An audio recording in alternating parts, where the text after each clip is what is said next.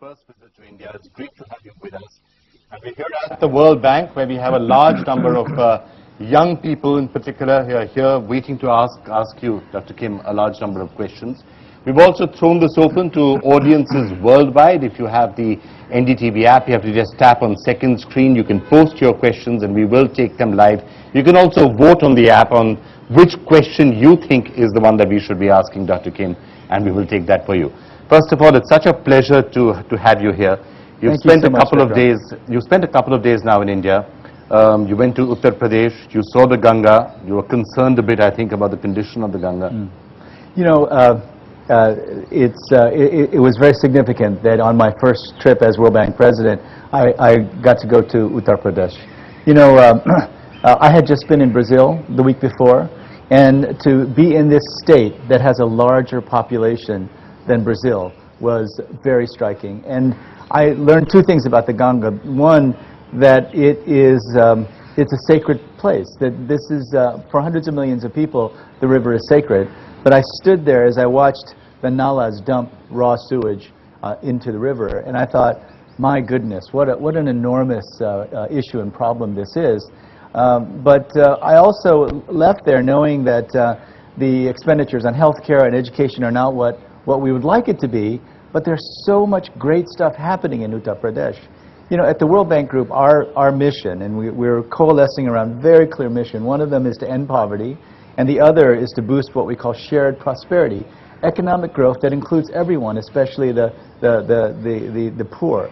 And so it struck me that unless we're successful in Uttar Pradesh, we will never be able to meet our goals for the World Bank Group as a whole. So despite the fact that there were that it was bracing, you know, last night I actually dreamed about the Nala putting raw sewage into the river, and it stuck with me because this is my responsibility. For somebody who's a health professional, yes. You've been a health professional, you think of what we are doing to our rivers, you think of the health hazards that come from raw sewage going into the Ganga or the Yamuna. Yeah. Last year we were trying to clean up the Yamuna, and I can't tell you just how filthy it was just behind the Taj. We can do it. And in meeting with government officials, I've never been more convinced that you have an extremely committed group of leaders who really want to take action on things like cleaning up the Ganga. And I came out of Uttar Pradesh with a sense of the scale and the sense of the problems, but a sense of also tremendous optimism and possibility. That, in a sense, what you're seeing in Uttar Pradesh is almost the sub-thesis around India itself. Now, here you have a country, 1.3 billion people, tremendous possibilities, and yet a very large number of poor. So a lot needs to be done. A lot needs to be done, but one of the things I want to say to the young people here today is I was born in 1959 in Seoul, Korea. And Seoul, Korea in 1959 was actually quite a bit poorer than India today, right? And here I am, president of the World Bank. And my very good friend, the Secretary General of the United Nations, Ban Ki-moon, he actually went to school underneath a tree. Korea was so poor when he was a student that he took his lessons underneath a tree. And if it rained, there was no school, right? So I see in India a place of so much larger scale with people who are committed to education, committed to the future. I want to tell all of you that just never doubt the possibilities for all of you and for this country. Well, you know, you've been talking about the growth rate and the growth possibilities in India, and you know, for the last 15, 20 years there's been growth. For the last 5 years there was talk of, well, you know, it's around the corner, India will be an economic superpower. Now, some skepticism has come back and growth has slowed.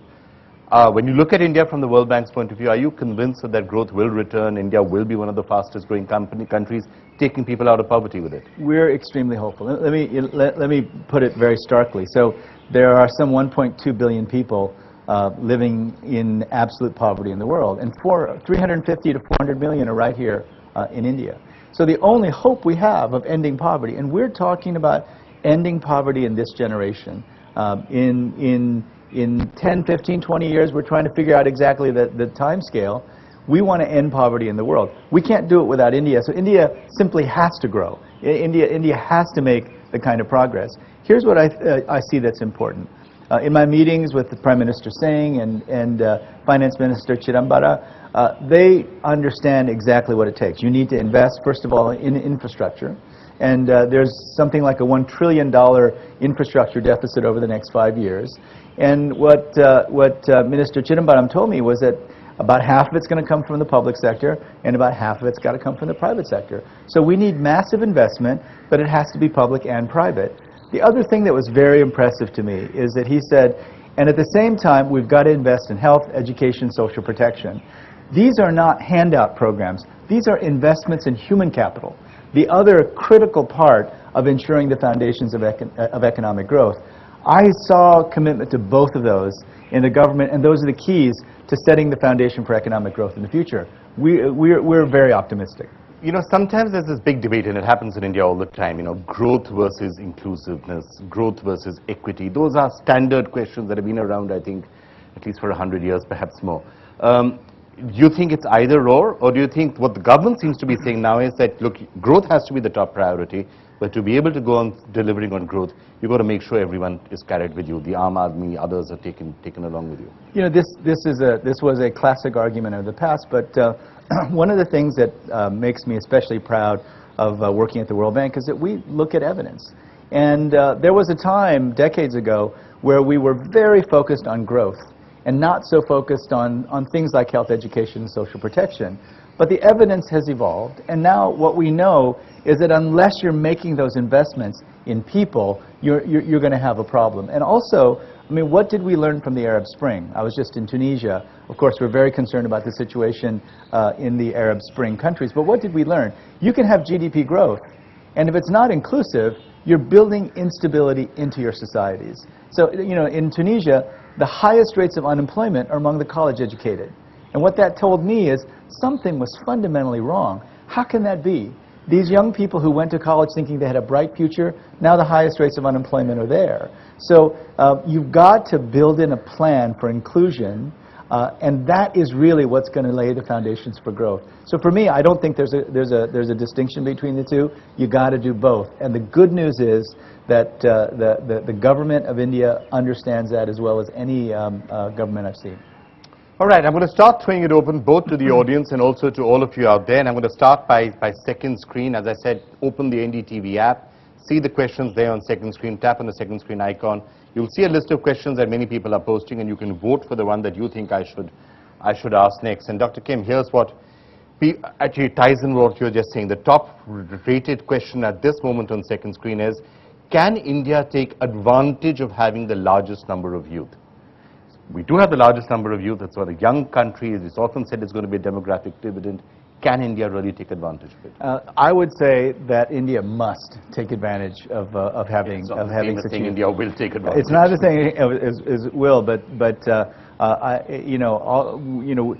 we at the World Bank, we're partners. We're partners with the Indian government. We're partners with the Indian private sector, and we would just urge India to make sure that the investments are such that this generation of young people become the leaders of the world in the future. You know, in the United States, Indian Americans are having a huge impact.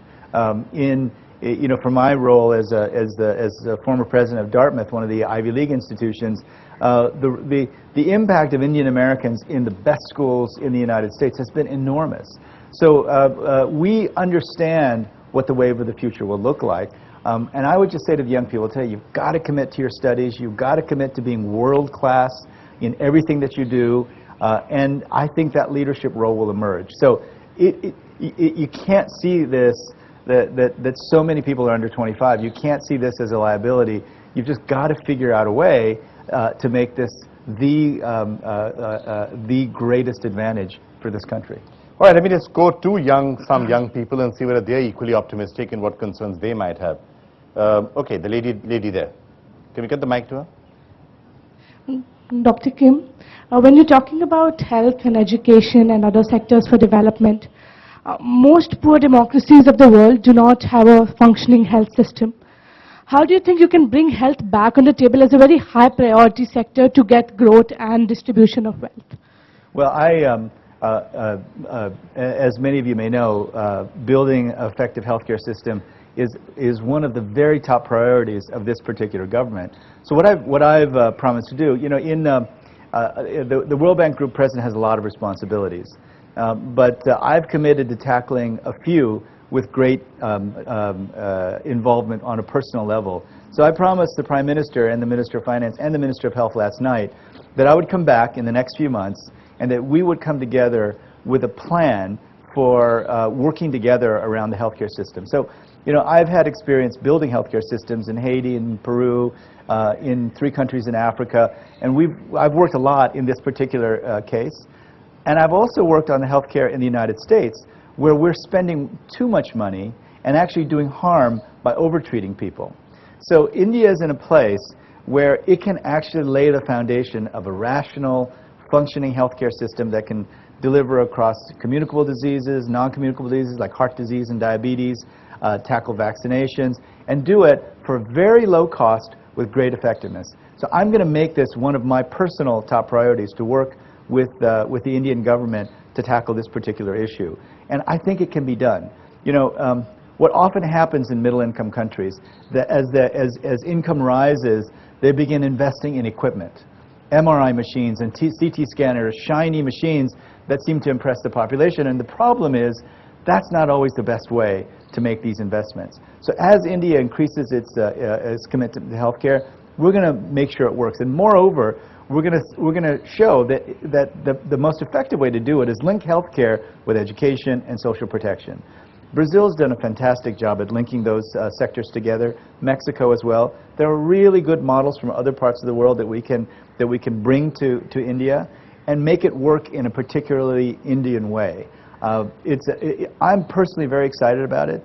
I don't get to work on specific projects much anymore. This is one that I've committed to take on. Well, Dr. Kim, let me just take you back to your own past in this area, because you're particularly well qualified to be able to do all of this. You've done such a lot of work in TB, for example, in making sure that you can get TB treatment across to a large number of people. And now when it comes to AIDS and other such things, how do you make it affordable? How do you take it to a much larger number of people? Right. You worked on that. I think you were one of the most influential, Time called you one of the most influential people in the world in 2006 for your work in some of these areas.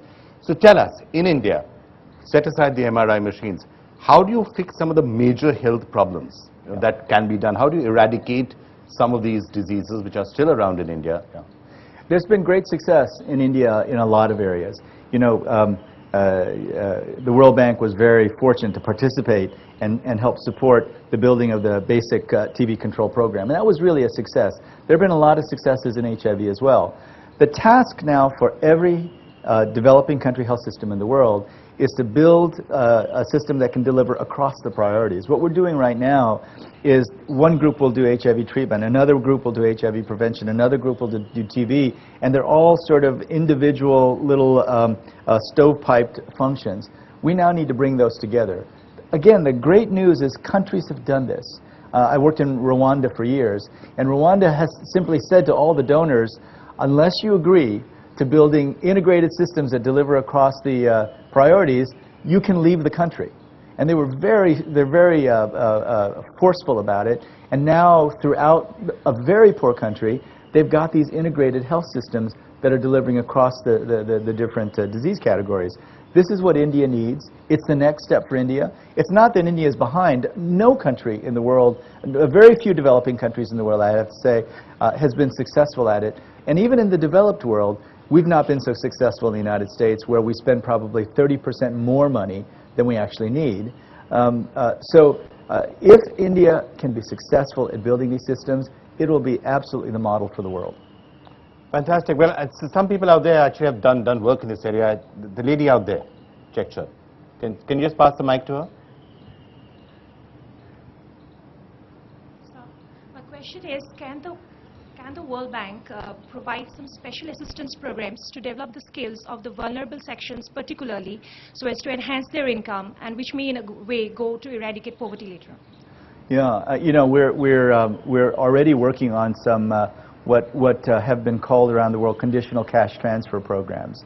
And so what we've seen is that these conditional cash transfers have been extremely successful. It puts money directly into the poorest households, but it conditions it in the sense that if you get this money, to get the money next month, you have to keep your kids in school. You have to make sure they're immunized. The mothers themselves have to go to health education and other educational programs. the kids have to advance in school.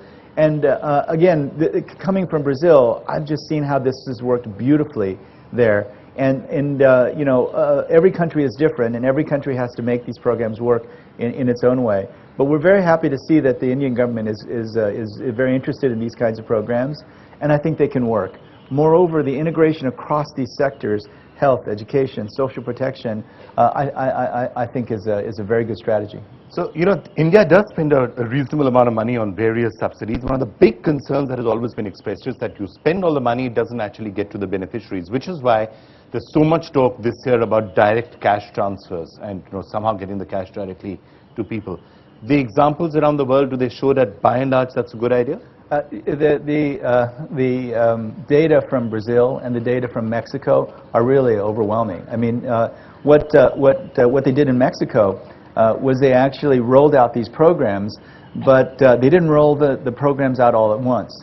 What they did was they said, okay, these areas are going to get this program, but we're going to stutter the rollout. One's going to get it now, another one's going to get it a little bit later, another one's going to get it a little bit later, and then they measured across all the different indicators that they wanted to find.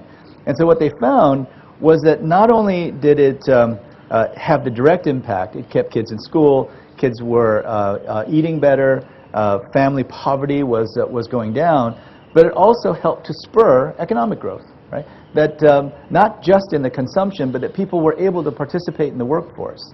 So the data for these programs in other parts of the world are very strong, and the World Bank's participated in a lot of this data collection. We just have to find the way to make it work here in India. But does leakage go down? Does corruption go down? And that, as you know, is one of the biggest issues right now in India. Yeah, you know, corruption is always a concern, and for us at the World Bank, our approach is very clear. We have zero tolerance for corruption, and every single one of our projects is audited. So we're following whether or not there's corruption in the projects in every single project we do, and you know, sometimes there are findings that companies or groups are you know, guilty of fraud, or, you know, these kinds of things. And when we see it, we call it out. So anytime you have money flowing, there's a possibility of corruption. The key thing is just to have your mechanisms in place so you can detect it when it happens, and that's how we approach every country, including India. All right, let me go to some more people. The lady out here, can someone get her a mic? Yeah. Sir, I would like to ask you, what is the chance of Europe having a triple deep recession? Well, none of us really knows that, but here's what I would say. You know, there were very smart people 10 months ago, a year ago, saying absolutely without question the euro was going to crash. Absolutely without question Greece was going to default and the whole European Union was going to fall apart. And what we've seen is the European Central Bank, particular governments in Europe step up and say, no, we're going to keep the euro together, we're going to keep the European Union together. And, you know, they recently won a Nobel Prize for their work in building peace. So I have to say, I think what we have seen is a commitment to solidarity that some people thought would never happen. So that's encouraging. Is there still a lot of work to do? You bet. The so-called structural reforms, fiscal consolidation, whatever you want to call it, plus also ensuring that while they reduce some expenditures, they're also investing so that they can see the growth in the medium to long term. Those things have to happen, and they're not going to be easy. We know that they're not going to be easy. But I have to say I'm really encouraged by what I've seen over the last 8 or 9 months. Okay, the gentleman there in the corner. Hello, sir. Sir, I'll talk something about India. Having visited India and studied closely about it, where do you think India's efforts lack in poverty eradication? Well, you know, we know what it takes. I mean, from country after country, we know that you need to do certain kinds of things in order to eradicate poverty. So, you know, first and foremost, you have to have economic growth. And you have to have economic growth in the private sector, because the creation of jobs is what eliminates poverty. We just put out a report, the World Development Report 2013 last fall, that said that in developing countries, 90% of all jobs are in the private sector. They come from the private sector. So you need to have economic growth. But what do you need to spur economic growth? You need to have the appropriate infrastructure. You need energy. And again, India's committed to it. There's a long way to go. There's a lot of work to do, but they're committed to it. And the other part of it, as I said before, was you've got to invest in human capital. And again, India is strongly committed to those kinds of things. A lot of work to do. There's a lot of work to do. But I come away from my visit here knowing that the focus of this government, the focus of the people, the focus of the private sector is moving in the right direction. All right, Dr. Kim, let me just come back to second screen, all the people who are asking questions out there. The number 2 rated question actually is something that was just asked, what do you think it will take for India to end poverty? So let me go to the third one, which was asked by Mehul Mehta. He's asked, why does the World Bank give more preference to developed nations? Actually, that's been asked for a long, long time, I have to say, and it doesn't help, I guess, that all presidents of the World Bank have been Americans. Gee, how should I handle that question? Look, I was born in Korea.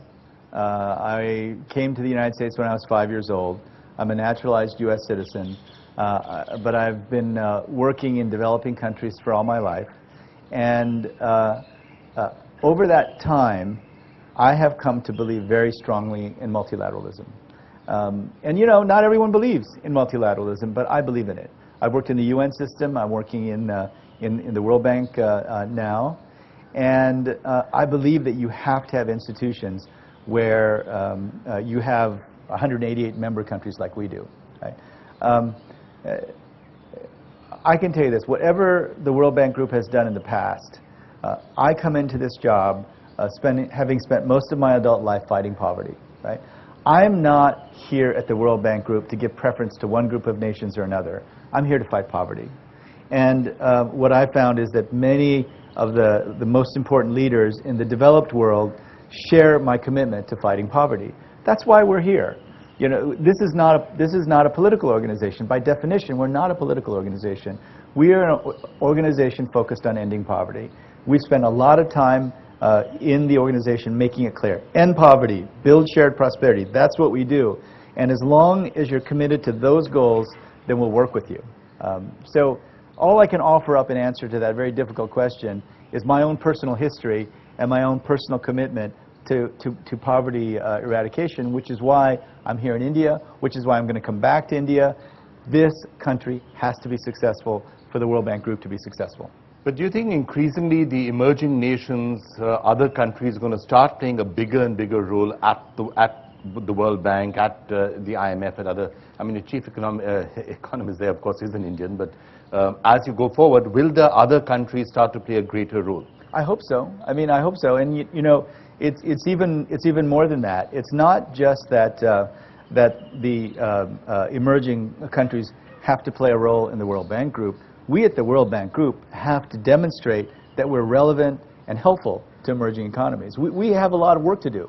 We have to think about how we function so that every day the big emerging countries say, hey, that's a big problem, call the World Bank Group. Because they're going to have a lot of options. They're going to have a lot of different options and people to turn to when they have development problems. We want to be the go-to organization.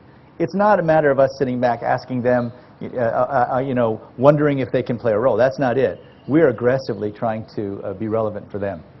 Okay, fine. Oh, lots of hands. The gentleman there, the second row. Just hand on the mic. Sir, I would just like to tell one thing. We always talk about doing big things and big campaigns towards the eradication of poverty. I want to know your views about what people should do at the individual level in order to eradicate poverty from India, and how they can help in betterment of the health sector.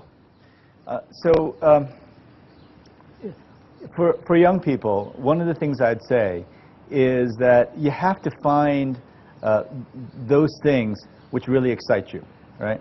And so, as a professor and as a person who worked with young people a lot, people would come to me and say, I want to do what you did. I want to be a doctor. I want to go around and provide treatment for poor people in poor countries, but I hate biology, right?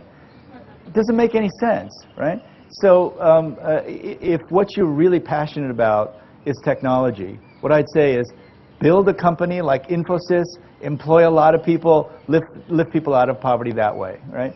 It's going to be very important for Indian youth to look out into the world and say, what are the things that are most exciting, most transformational, most inspiring for me?